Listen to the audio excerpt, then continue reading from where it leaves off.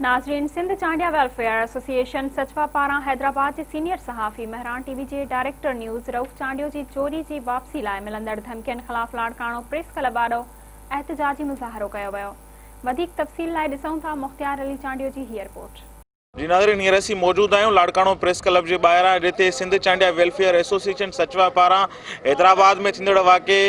में जेको महरान टीवी जे news director जे school मां जेका चोरी कई वई आहे उन ख़िलाफ़ हिते एहतजाजी धरणो लगायो वियो आहे। अचो त उन्हनि सां हाल अहवाल कयूं त उन्हनि जो वधीक छा चवणु आहे। सभ खां पहिरियों त मां हिन अमल जी मज़म्मत कयां थो जेको हैदराबाद में वाक़ियो थियो आहे।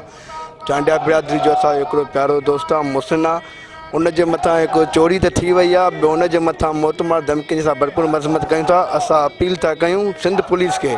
ऐं सिंध गवर्नमेंट खे त इन सां जल्द में जल्द इंसाफ़ कई वञे ऐं जेको चोरी थियल सामान आहे उहो जल्द में वापसि कयो वञे, न त इन जो दाड़ो वधाए वेंदो। एहतजाज जो पूरी सिंध में सॾु ॾींदासीं। जेको डायरेक्टर महरान टीवी अब्दुलरऊफ़ चांडियो साहब जन जी स्कूल मां जेका चोरी थी वई आहे उहा वापसि कराई वञे ऐं उनखे जेका बेहसी आहे पुलिस जेका हैदराबाद जी आहे ऐं इंतज़ामिया हैदराबाद उहा उनखे उल्टो जेको आहे सो मोतबार धमकियूं थी ॾिए। असां उन जेको आहे सो इंतज़ामिया जे रवश ते सख़्तु लफ़्ज़नि में एहतियात था कयूं ऐं उनजी निज़ामत था कयूं। बराए करम असां जेको आहे सो इंतज़ामिया हैदराबाद खां ऐं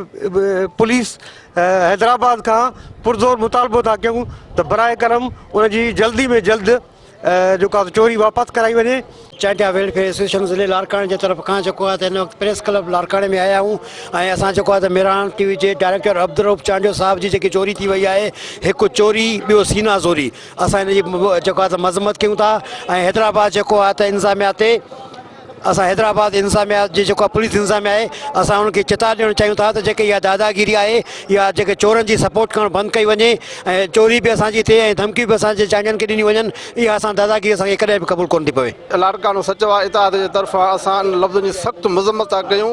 ऐं साईं अब्दुलरऊफ़ चांडिया जे मथां जेकी चोरी कई आहे स्कूल में उहा इंतज़ामिया खे चेतावनी ॾींदो महिरबानी करे वापसि कई वञे ऐं हुनखे जेको आहे त तहफ़ुज़ ॾिनो वञे ऐं ॾिनल धमकियुनि जी असां मज़म्मत था कयूं ऐं जेकी चोरी थी आहे उहा वापसि कई वञे, न त इहो सराबा एहतजाज सॼी सिंध में कयो वेंदो सचवा जे तरफ़ां।